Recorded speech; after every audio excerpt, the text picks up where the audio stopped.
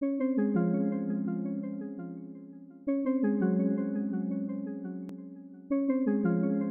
name is Salita Hickman, and I'm the founder of the Ujamaa Collective, a women's worker cooperative working fair trade locally and globally. My name is Lakeisha Wolf, and I'm the executive director of the Ujamaa Collective located in the historic Hill District. Locally is right here in the Hill District, and then just like when you drop a stone on a pond and it reverberates out into Pittsburgh, out into the county, out into the nation, and then out into the world. So that's how we do local and global. And we have consignment from artists right here in the Hill and as far away as Tanzania, Brazil, and Kenya. The Cooperation Over Competition campaign basically is on a couple of things. On one hand, it is the launch of a consumer cooperative model, asking our community members and our shoppers and our committed consumers who really love us and buy our products. We're asking them to become buying members, to become paid patrons, and so we're asking them to invest $100 into our boutique. And with that $100, they'd get a cool little membership card that would save them discounts when they shop with us, when they take craft classes with us, and save on other events and things that we would sponsor.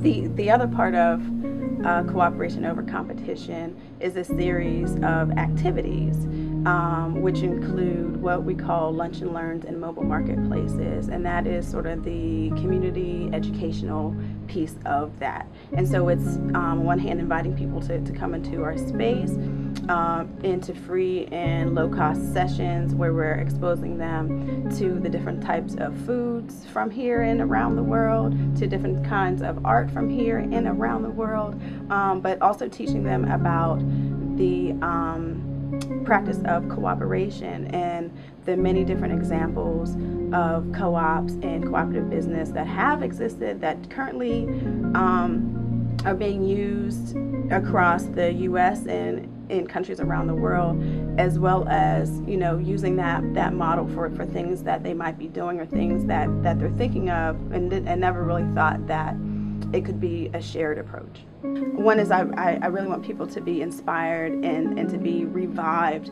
and feel like, wow, this is something that we can do. It's something that doesn't involve, you know, a whole lot of personal, long-term like investment. I don't have to go to college to learn how to run a co-op. I don't have to, you know, train for a long period of time to learn how to run a co-op. You know what I mean? It's definitely not something that happens overnight. It takes some learning, but the learning curve isn't that great, and it's something that, you know, we've been doing for a really long time, and it's something that I really believe is just a self-help, self-determining model that anybody can do, that has just so many great benefits to it. I think what's of most concern to me at this point is that young people learn about cooperation over competition. Most young people are presented products,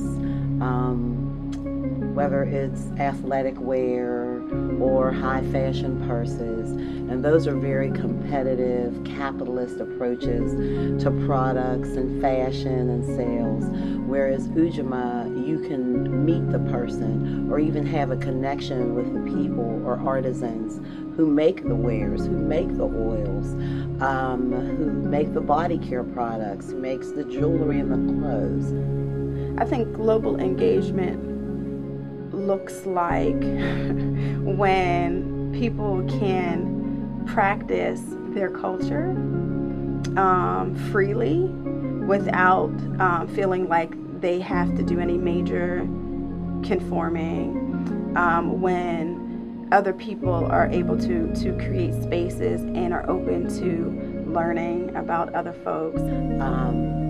Global engagement also means, again, introducing young people, particularly of African descent, to new models of doing business globally, and not the same thing like OPEC or any of these models that exploit the land, exploit people, that together we can build wealth and we can do it in a fair way where everyone benefits. I think that global engagement happens, in big ways, but also in small ways. When you have, for instance, when we opened up the boutique and we're thinking about, African Americans more than anything, but there was a huge Somali Bantu population in the Hill District at the time. We didn't realize that we'd be engaging with so many Africans in our own neighborhood. We were creating a place where folks who probably felt very uncomfortable outside of their home countries now are here, and to walk down the street and they see African clothes in the window, you know what I mean? And you don't expect to see that, and you don't see that anywhere else, and they could come into the store and we knew something, a little bit about the places where they were from and had clothing, and you know what I mean? That sort of a thing is very welcoming. And so, I think that global engagement happens in ways like that, in ways that sometimes are sort of the unconscious happenstance, but I think that those examples are ones in which we can be more intentional, in recognizing who is in a place, in a space, and doing things that help those folks feel more connected.